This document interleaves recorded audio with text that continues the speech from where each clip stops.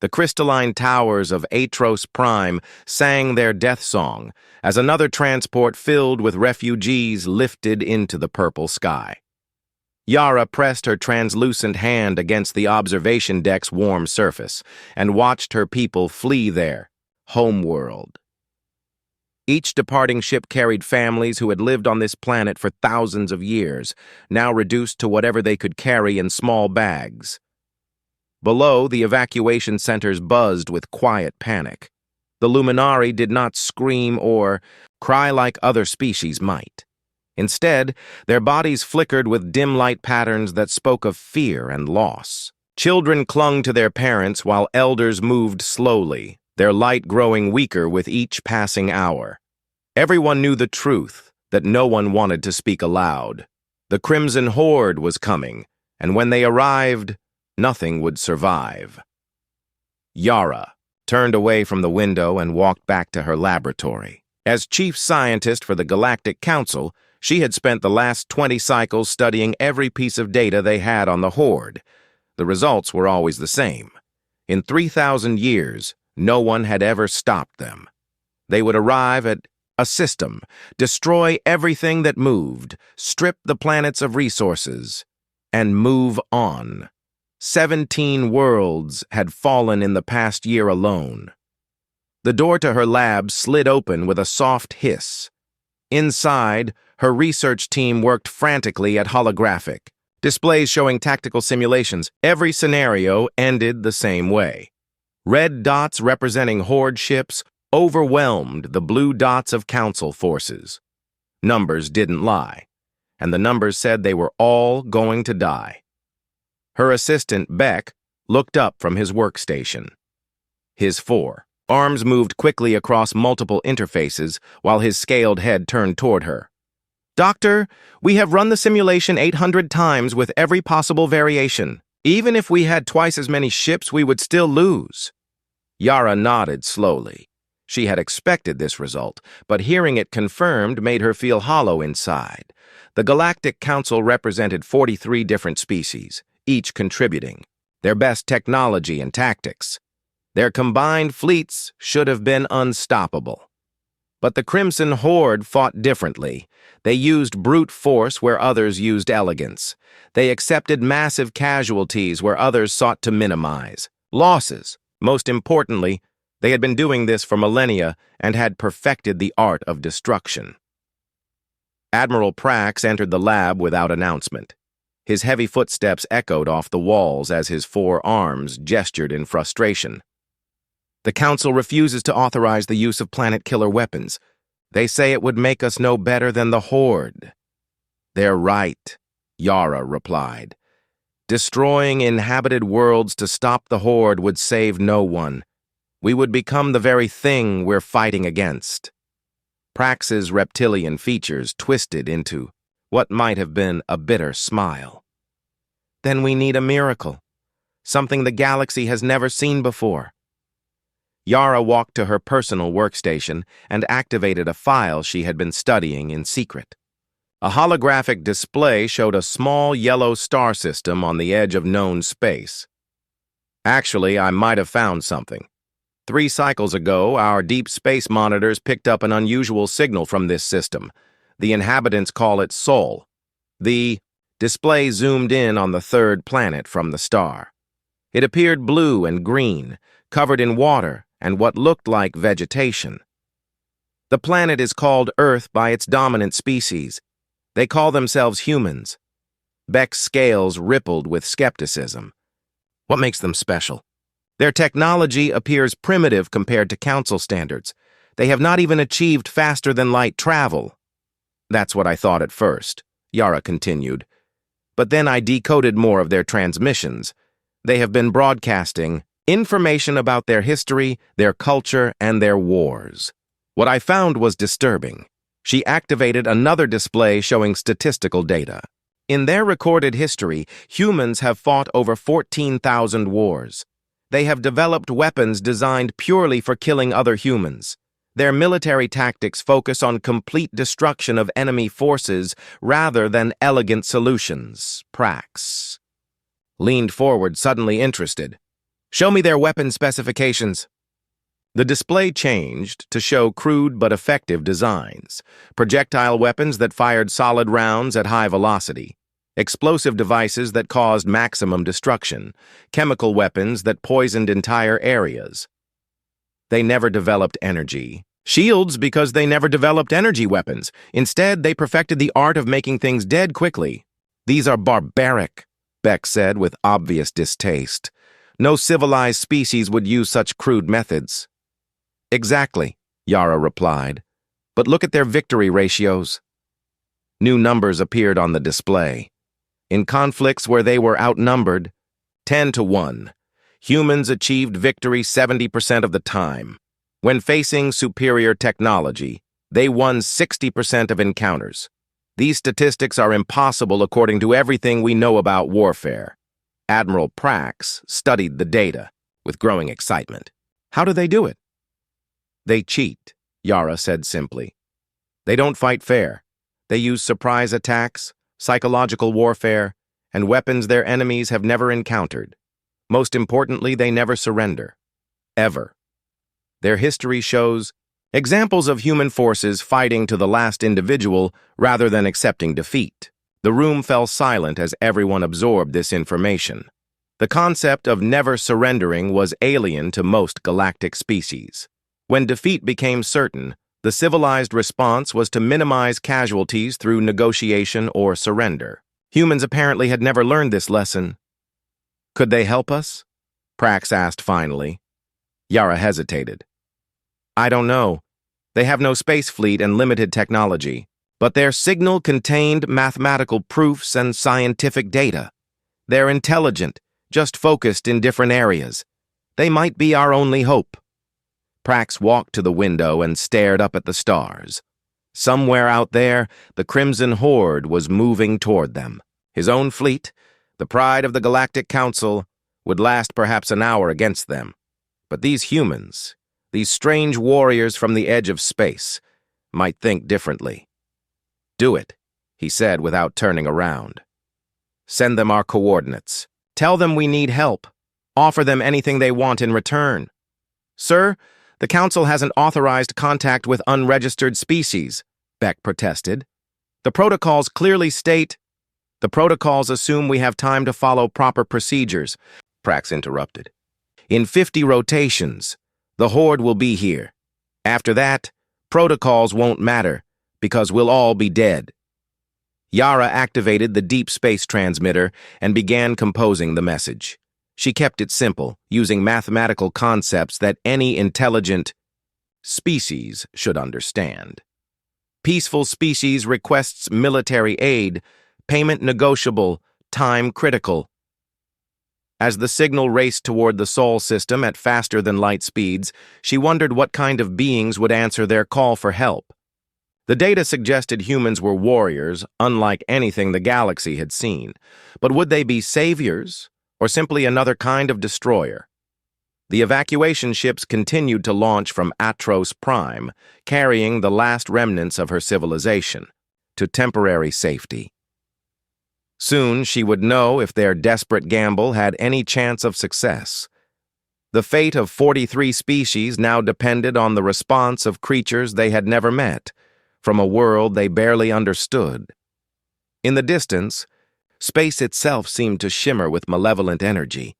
The Crimson Horde was coming, and time was running out. Alex Hayes had been staring at the same screen for 6 hours straight when the impossible happened. The Deep Space Monitoring Station orbiting Saturn picked up a signal that shouldn't exist. Not random cosmic noise or echoes from ancient supernovas, but actual structured information coming from outside the solar system. His coffee had gone cold hours ago, but he couldn't look away from the display. The signal used prime numbers as a foundation, building into complex mathematical relationships that no natural phenomenon could create. Someone, or something, had sent this message deliberately. Alex's hands shook as he activated the emergency protocols. In his 12 years monitoring deep space, he had never seen anything like this. Within 30 minutes, every major government on Earth knew about the signal. Within 2 hours, teams of scientists, linguists, and military analysts had gathered at the Titan 7 monitoring station. The cramped facility, designed for a crew of 8, now housed 40 of Earth's brightest minds, working around the clock to decode humanity's first message from the stars. Dr. Lisa Park led the translation team. She had spent her career studying dead languages and ancient codes, but this challenged everything she knew about communication. The aliens had used mathematics as a universal language, building from simple concepts to complex ideas. What they found made everyone in the room go very quiet. "They're asking for military help," Lisa announced to the assembled group. "A species calling themselves the Luminari is under attack by something called the Crimson Horde. They're offering payment for assistance and emphasizing that time is critical." Admiral Ross had been quiet during the initial briefing, but now he leaned forward in his chair. His weathered face showed the strain of a man who had spent 40 years preparing Earth for threats that might never come. "What do we know about their capabilities?" "Based on the signal strength and transmission method, they have technology far beyond ours," Dr. Park replied. "They're using some form of faster-than-light communication that our best scientists barely understand. But the interesting part is what they're not saying." She activated a new display showing linguistic analysis. The message structure suggests they've never encountered kinetic weapons or explosive devices. Their language for warfare uses terms that translate roughly to elegant contest or beautiful struggle. They seem to view combat as an art form rather than a method of destruction. Admiral Ross smiled grimly. "So they're asking the galaxy's most violent species for help with their war, and they don't even realize it." The debate that followed lasted 18 hours. Politicians argued about readiness and protocols while scientists worried about cultural contamination. Military leaders wanted to know what Earth might gain from the exchange, while philosophers questioned whether humanity had the right to interfere in alien conflicts. Captain Maya Torres listened to the arguments from her seat near the back of the room. She commanded Earth's newest class of heavy cruiser, the UES Retribution, and had spent the last 5 years training for theoretical alien encounters. Nothing in her training had prepared her for this reality. "We're talking about first contact," President Chen said over the video link from Earth. "The most important moment in human history, and we're being asked to show up as mercenaries." "Maybe that's exactly what we should be," Admiral Ross replied. "These aliens are advanced enough to build faster-than-light communication, but primitive enough to think they can hire us like security guards. That suggests they don't understand what humans are capable of." Maya finally spoke up. "What if they do understand? What if they're desperate enough that they don't care?" The room fell silent. Everyone had read the analysis of the alien message. The mathematical urgency embedded in the signal suggested a countdown of some kind. Whatever was happening in their part of space was happening soon. Dr. Park activated another display showing the signal's point of origin. Based on stellar cartography, the message came from approximately 200 light-years away. If we left today using our fastest ships, it would take us decades to reach them. "Unless we use the new drives," Admiral Ross said quietly. Everyone in the room knew what he meant. Project Alcubierre had been Earth's most classified military research for the past 10 years.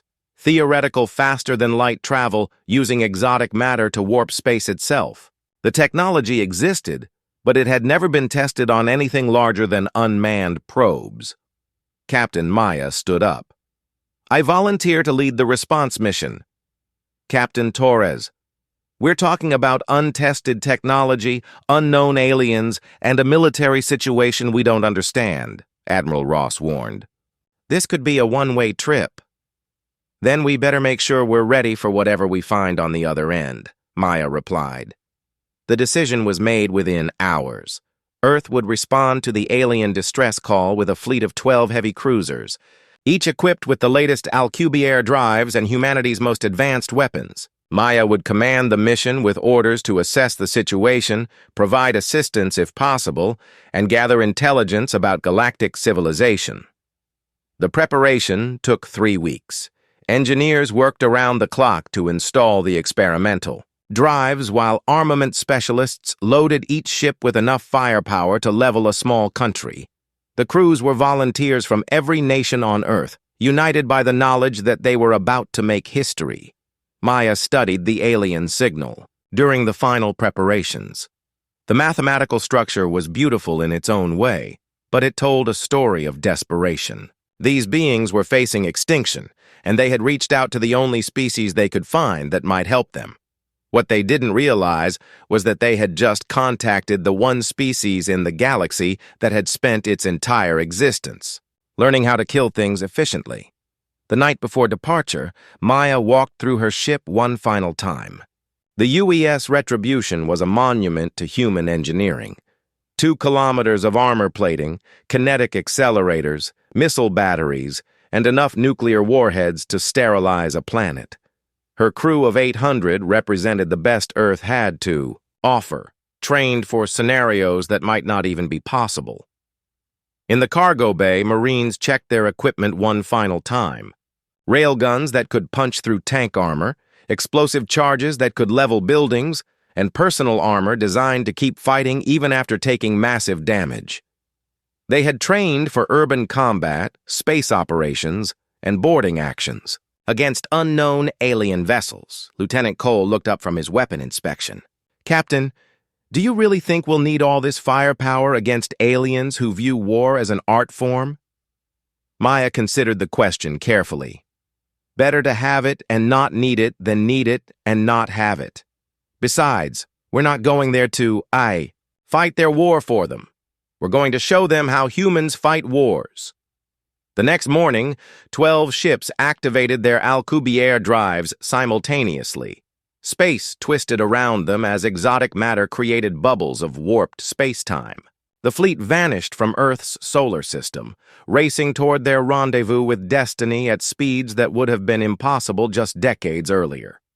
Inside her command cabin, Maya reviewed the alien message one final time. These luminari had asked for military assistance and offered payment. What they were about to receive was a demonstration of human warfare that would reshape their understanding of violence forever. The galaxy was about to meet humanity, and humanity was bringing guns. Space itself seemed to burn around the dying Council fleet as their beautiful ships fell one by one to the Crimson Horde's brutal assault. Admiral Prax watched from his command vessel as another luminary cruiser exploded in a shower of crystal fragments and escaping atmosphere. Their elegant energy weapons, designed for precision and efficiency, barely scratched the Horde's thick armor plating. The battle had been raging for 6 hours, and Prax knew they had maybe 30 minutes before complete defeat. His 43. Ships faced over 100 Horde vessels, each one larger and more heavily armed than anything the Council had ever built. This was supposed to be a delaying action, buying time for the evacuation fleets to escape deeper into Council space. Instead, it was turning into a massacre. "Admiral, we're detecting massive space-time distortions at bearing 27 Mark IV, his sensor operator announced. "Something big is coming out of hyperspace." Prax turned to look at the tactical display, expecting to see Horde reinforcements arriving to finish them off. Instead, 12 unknown vessels materialized in formation, their angular designs unlike anything in the galactic database. They were smaller than most military ships, but built with an aggressive functionality that spoke of pure warfare. "Unknown vessels, this is Admiral Prax of the Galactic Council Fleet," he broadcast on all frequencies. "You are entering a combat zone. Please withdraw to a safe distance." The response came in broken galactic standard, the accent strange and the grammar awkward. "Council forces, this is Captain Maya of the Earth Defense Fleet. We received your distress call, preparing to engage hostile targets." Before Prax could respond, the lead human ship demonstrated why first contact would be remembered as the day warfare changed forever. A massive gun mounted along its spine fired a projectile that crossed the distance to the nearest Horde vessel in seconds. The enemy ship, protected by shields that had withstood millennia of energy weapons, simply ceased to exist as the tungsten rod punched through it at 15% the speed of light. The battlefield went silent as both Council and Horde forces tried to process what they had just witnessed. Energy shields were supposed to be impenetrable barriers that could absorb and redirect any attack. The humans had apparently never learned this basic rule of space combat. Captain Maya's voice crackled across the communication channels again. All human vessels engage at will. Show them what real weapons look like. The slaughter that followed redefined the concept of space warfare. Human ships moved in perfect coordination, their weapons systems designed for maximum destruction rather than elegant combat. Railguns fired solid projectiles that ignored energy shields entirely, punching through hull plating like paper. Guided missiles weaved through point defense systems that had never encountered physical projectiles. Horde vessels that had dominated the galaxy for 3,000 years found themselves helpless against weapons they didn't understand. Their energy-based point defenses were useless against kinetic projectiles. Their shields, designed to deflect energy beams, offered no protection against solid matter moving at incredible velocities. The human fighters were worst of all. Small, fast, and piloted by beings who seemed to have no concept of self-preservation, they darted between capital ships launching missiles and strafing runs. Horde interceptors, built for graceful energy duels, couldn't match their aggressive maneuvering or survive their crude but effective weapons. Admiral Prax watched in amazement as the battle turned completely around. In 20 minutes, the humans had destroyed or disabled 30 Horde vessels without losing a single ship. Their tactics were brutal, efficient, and completely alien to everything the galaxy understood about warfare. Human vessels, this is Admiral Prax. Your assistance is greatly appreciated, but how are your weapons penetrating their shields? Captain Maya's response became the most quoted phrase in galactic military history. Shields? We never learned to rely on those. We learned to hit first and hit hard.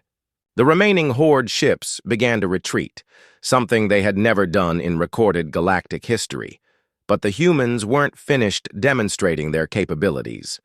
As the enemy vessels turned to flee, human ships launched what they called boarding pods, armored projectiles that punched directly through hull plating to deliver armed soldiers into enemy vessels. Prax listened to the communication feeds as human Marines fought their way through Horde ships, room by room and corridor by corridor. The sounds were horrifying. No elegant duels or graceful surrenders, just the brutal efficiency of warriors who had spent millennia perfecting the art of close combat. Council Fleet, this is Maya. We're transmitting tactical data on Horde vessel specifications and recommended engagement protocols. Suggest you upgrade your weapons to kinetic systems as soon as possible. The data package that followed contained information that would revolutionize galactic warfare. Detailed analysis of Horde ship construction, identified weak points, optimal attack angles, and weapon specifications that could penetrate their armor. The humans had gathered more useful military intelligence in 30 minutes than the Council had managed in 3,000 years. As the last Horde vessels jumped to hyperspace, Captain Maya's ship moved closer to Admiral Prax's flagship. The human vessel was scarred from the battle, but still fully operational. Its weapons remained powered and aimed outward, even though the immediate threat had passed. Admiral Prax, we need to discuss the tactical situation, Maya said over the communication link. Our analysis indicates this was a scouting force. The main Horde fleet is still approaching your core worlds. Prax felt a chill run through his scales. If this had been just a scouting force, what would the main fleet look like? How many ships are we talking about? Our sensors detect approximately 300 vessels moving toward the Atros system. They'll arrive in approximately 48 hours. Do you have additional forces available? The question hung in space like a death sentence. Prax had just lost 15 ships to what the humans called a minor engagement. The Council's entire remaining fleet totaled maybe 60 vessels, most of them damaged or obsolete. Against 300 Horde ships, they would last minutes. We have limited resources available, Prax admitted. Captain Maya, your assistance has been invaluable, but 12 ships cannot face an entire Horde fleet. Maya's response was immediate and confident. Admiral, you're thinking like you're still fighting the old way. We don't need to match their numbers. We just need to be smarter, faster, and more ruthless than they are. As the two fleets moved toward Atros Prime, Prax began to understand that these humans represented more than just new allies. They were a completely different approach to warfare, one that might actually succeed where traditional galactic tactics had failed. But success would come at a price. The elegant age of space combat was ending, replaced by something brutal and efficient. The galaxy was about to learn what happened when you asked humanity for help, and humanity showed up ready for war. Behind them, the wreckage of Horde ships drifted in space, their crews either dead or captured. It was the first time in galactic history that a Crimson Horde fleet had been defeated, and it had taken humans less than an hour to do it. The age of human warfare had begun. News of the impossible victory spread through the galactic communication network faster than ships could travel. On worlds that had lived in terror of the Crimson Horde for generations, beings who had never met gathered around public displays to watch recordings of the battle. The footage was poor quality, transmitted from long-range sensors, but the message was clear. Someone had actually defeated a Horde fleet. Dr. Yara stood in her laboratory on Atros Prime, studying the tactical recordings for the 100th time. Each viewing revealed new details about these mysterious humans and their brutal approach to warfare. Her crystalline form flickered with patterns of fascination and horror as she analyzed their weapon systems. The humans used projectiles, solid matter accelerated to incredible velocities and fired directly at enemy targets. No elegant energy manipulation, no beautiful light displays, just crude physics applied with devastating effectiveness. Their largest weapon had fired a simple metal rod that destroyed a Horde battleship in a single shot.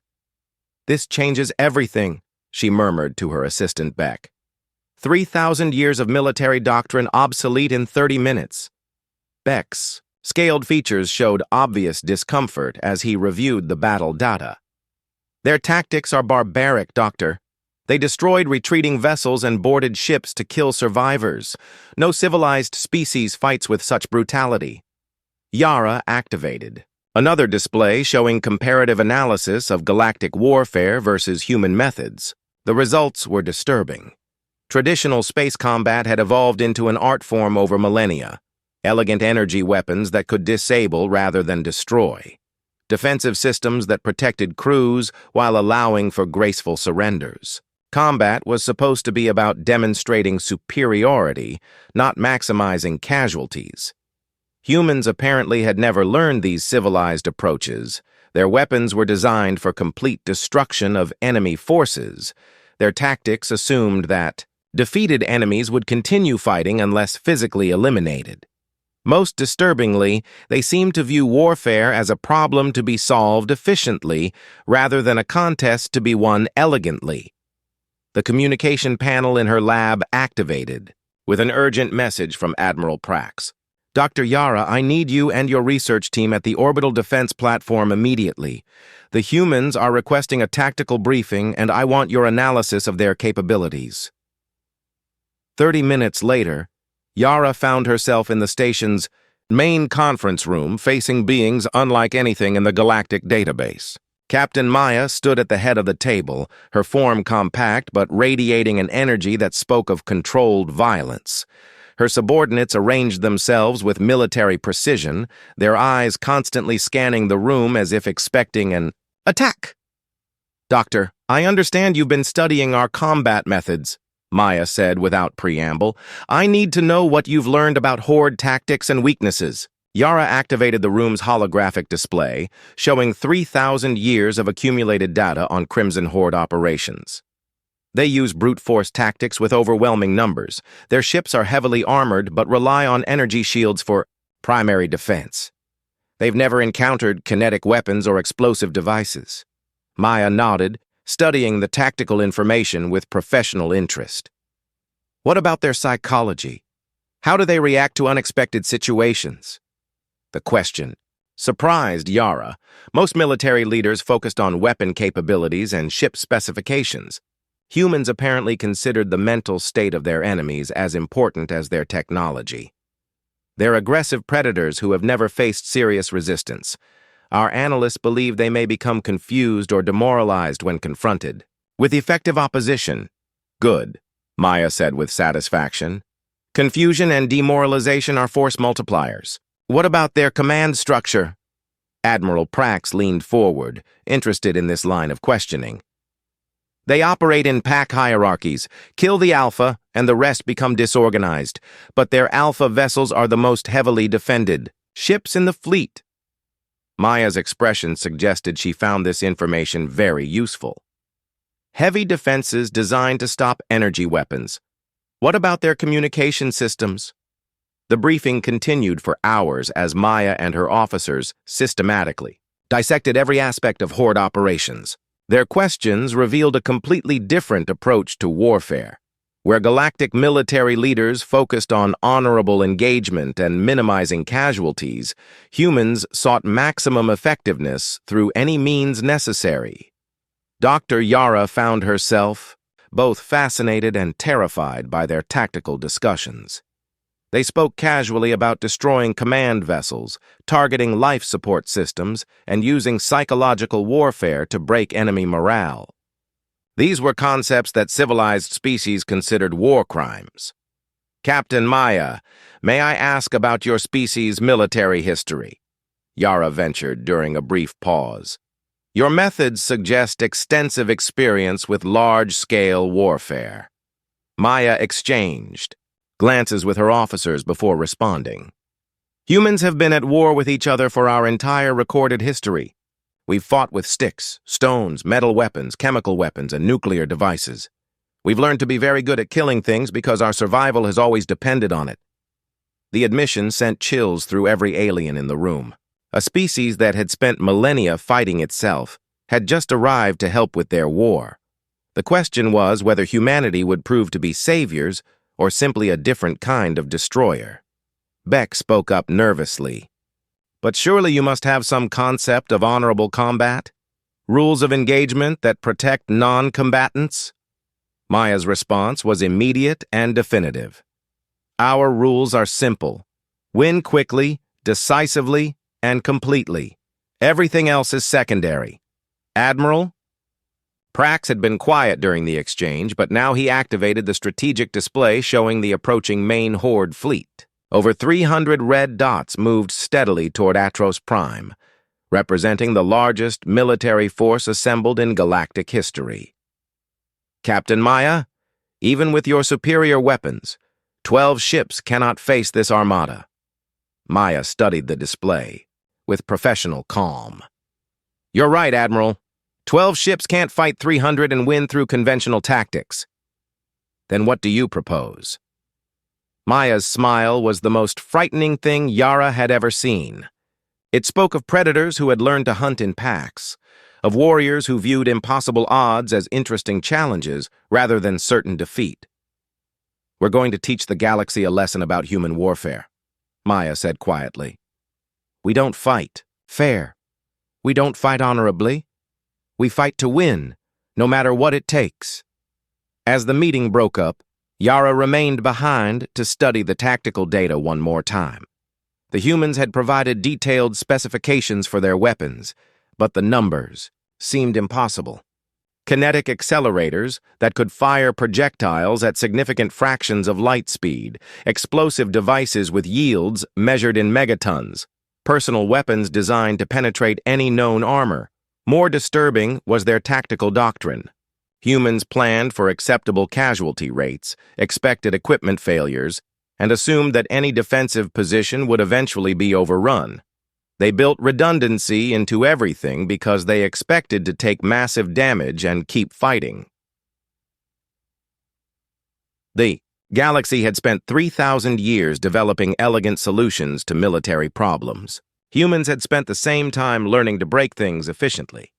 In 48 hours, everyone would discover which approach proved more effective against the Crimson Horde.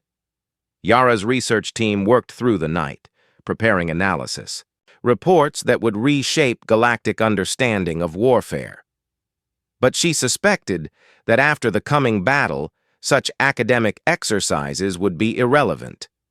The age of elegant warfare was ending. The age of human solutions was about to begin, and the galaxy would never be the same. The main Crimson Horde fleet dropped out of hyperspace like a swarm of metallic locusts, 300 vessels strong and arranged in the traditional hunting formation that had terrorized the galaxy for millennia. Warlord Cax stood on the bridge of his flagship, anticipating another easy victory against the weak Council forces. His red-scaled features showed satisfaction as sensors detected the pathetic defense fleet waiting near the Crystal World. 60 Council ships hung in space around. Atros Prime, their elegant curves and shimmering energy fields, beautiful but utterly inadequate. Behind them, the 12 human vessels looked like crude metal boxes compared to the artistic designs of galactic civilization. Cax's tactical officers laughed at the primitive appearance of these unknown ships. "Warlord, the new vessels are broadcasting on all frequencies," his communications officer reported. "They claim to be humans from something called Earth." Cax barely paid attention. He had never heard of this species, which meant they were irrelevant. The Horde had faced dozens of Council allies over the centuries. They all died the same way when confronted with superior numbers and ruthless tactics. "Begin the advance. Standard hunting formation. We finish this quickly." Captain Maya watched the Horde fleet approach from the bridge of the UES Retribution. Her tactical displays showed the enemy formation in detail, and she smiled grimly at what she saw. The aliens were following predictable patterns, moving in, elegant curves that maximized their energy weapon coverage while minimizing risk to individual ships. "All human vessels, this is Maya. Execute Formation Alpha 7. Remember, we're not here to look pretty. We're here to end this war." The human fleet moved into a formation that no galactic military academy would have recognized. Instead of the traditional battle line or defensive sphere, they arranged themselves in an aggressive wedge designed to punch through enemy formations. Their weapons powered up with the distinctive whine of kinetic accelerators charging to full capacity. Admiral Prax observed from his flagship as both fleets prepared for battle. He had spent the last 2 days studying human tactical doctrine, and what he learned had fundamentally changed his understanding of warfare. These beings didn't fight to demonstrate superiority or achieve political objectives. They fought to make their enemies completely cease to exist. "Council fleet, maintain supporting positions," Maya broadcast. "Stay clear of our firing solutions, and be ready to engage targets of opportunity." The Horde reached optimal weapons range and opened fire with traditional tactics. Hundreds of energy beams lanced out toward the defending fleet, their brilliant colors creating a deadly light show against the starfield. Council ships activated their shields and began returning fire with their own energy weapons, the opening moments of battle proceeding according to 3,000 years of established procedure. The humans ignored all established procedures. Instead of stopping at optimal range for elegant energy duels, they accelerated directly toward the Horde fleet. Their heavy armor absorbed energy blasts that would have crippled Council vessels, while their weapons reached out to touch enemy hulls, with solid matter traveling at incredible velocities. The UES Retribution fired its main gun first, the massive tungsten rod crossing space in seconds and punching completely through a Horde battleship. The enemy vessel exploded from internal pressure as atmosphere escaped through the meter-wide hole that extended from bow to stern. "All vessels, weapons free," Maya ordered calmly. "Show them what real warfare looks like."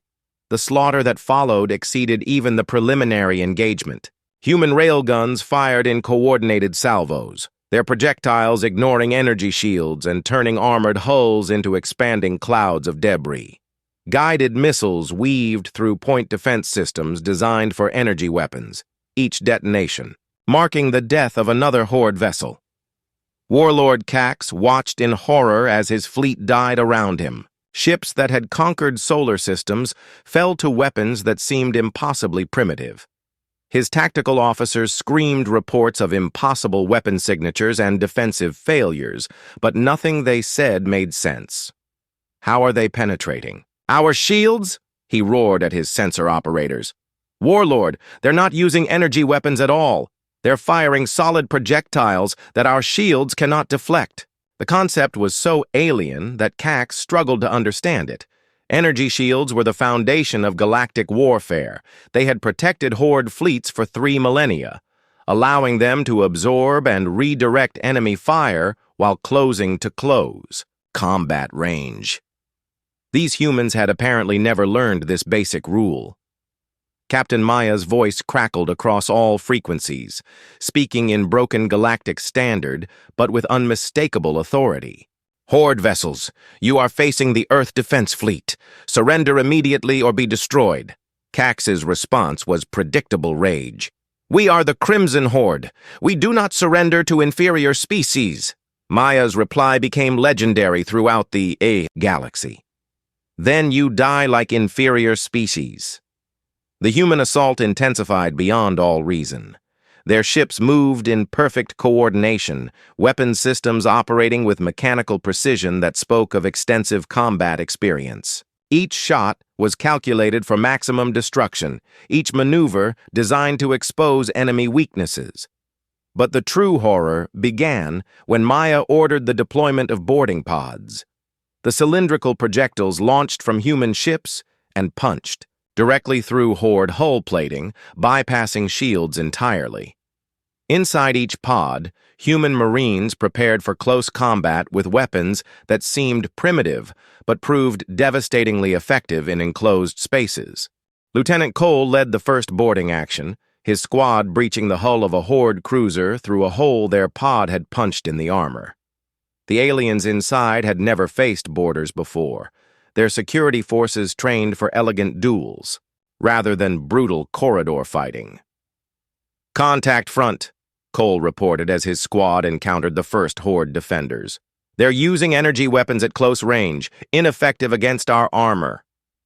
The Marines advanced through the ship methodically, their railguns and explosive charges clearing compartments with ruthless efficiency. Horde crew members, accustomed to surrendering when defeat became inevitable, found that humans didn't accept surrender from enemies who had spent millennia terrorizing civilians. Warlord Cax watched his tactical display with growing desperation, as red icons representing his ships continued to disappear. Worse, some showed boarding actions in progress, human soldiers fighting room by room through vessels that should have been impregnable. All ships, fall back to defensive formation, he ordered, trying to salvage something from the disaster. The order came too late. Human fighters, small and fast and piloted by beings with no apparent concern for self-preservation, had already penetrated his formation. They launched missiles at close range and strafed command vessels with weapons that turned bridge crew into rapidly expanding clouds of vapor. Admiral Prax observed the battle from his position with the Council fleet, but there was little for his ships to do. The humans had turned the engagement into a one-sided massacre that defied everything he understood about space warfare. Their weapons were crude but devastatingly effective. Their tactics were brutal but perfectly executed. Most importantly, they never stopped attacking. Even damaged human ships continued fighting, their crews apparently unable to comprehend the concept of retreat. When the UES Denver lost its main engines to enemy fire, it continued engaging targets with secondary weapons while drifting through the battle zone. Dr. Yara, are you recording this? Prax asked over the communication link. Every second, Admiral, came the shaken reply. This will rewrite every military textbook in the galaxy. The turning point came when Captain Maya identified Warlord, Cax's flagship, and designated it as a priority target. The massive Horde vessel, protected by the most advanced shields in their fleet, should have been able to withstand any assault. The UES Retribution's main gun charged for maximum yield and fired a depleted uranium projectile at 20% the speed of light. The enemy flagship's shields might as well have been tissue paper. The rod punched through the vessel from bow to stern, its passage igniting ammunition stores and reactor containment systems. Warlord Cax died still trying to understand how solid matter could defeat energy shields. With their command ship destroyed and their formation shattered, the surviving Horde vessels began to retreat. But humans, it seemed, had never learned the galactic concept of allowing defeated enemies to withdraw gracefully. Maya's fleet pursued the fleeing ships, hunting them down one by one with methodical precision. "Human vessels, this is Admiral Prax. The enemy is retreating. You have achieved victory." Maya's response demonstrated the fundamental difference between human and galactic approaches to warfare. Retreating enemies can regroup and attack again. We finish what we start. The pursuit lasted 6 hours. When it ended, the Crimson Horde, fleet that had terrorized the galaxy for 3 millennia, no longer existed. Of 300 ships, fewer than 30 survived to reach hyperspace. Those that escaped carried tales of impossible weapons and warriors who fought with inhuman brutality. In the aftermath, as human marines secured prisoners and salvaged intelligence from destroyed vessels, the galaxy began to process what they had witnessed. The elegant age of energy weapons and graceful surrenders was over. In its place, humanity had introduced concepts that civilized species found disturbing: total war, acceptable casualties, and the complete destruction of enemy forces. Captain Maya's final communication to Admiral Prax established Earth's new relationship with galactic civilization. "Admiral, we've eliminated the immediate threat to your worlds.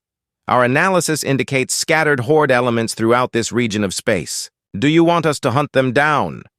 Prax hesitated before responding. The humans had saved his people, but they had also demonstrated a capacity for violence that exceeded anything in galactic history. "Captain Maya, on behalf of the Galactic Council, I thank you for your assistance, but perhaps it would be better if your fleet returned to Earth while we process what has happened here." Maya's laughter was genuinely amused. "Admiral, you sent a distress call asking for military assistance. We provided it. But now you're afraid of the bill." The transmission ended, leaving Admiral Prax to contemplate the new reality. Humanity had announced itself to the galaxy not as explorers or traders, but as warriors without equal. They had solved the Crimson Horde problem in less than 12 hours, but in doing so, they had created a new problem. What did the galaxy do with a species that treated warfare as a science and applied it with such devastating effectiveness? Dr. Yara provided the answer in her final report to the Galactic Council. "We called for help, and help came. But we asked the galaxy's apex predators to save us from monsters.